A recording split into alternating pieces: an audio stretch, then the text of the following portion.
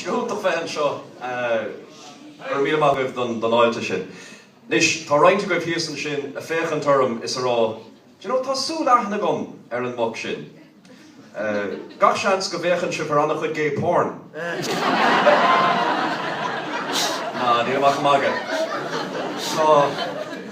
Tá aithne a gcuimh se orm, mar is mis se Cillian O'Brien an céad schizophrenic an éireann chun an tagalh Berta bhuachant.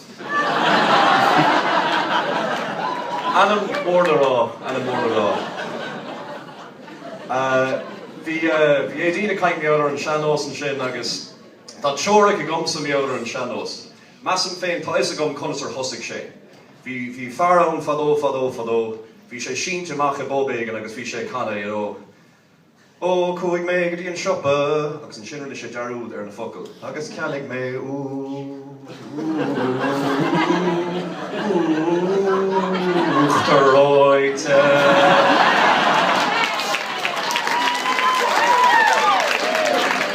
Oireachtas. Agus tá dulchan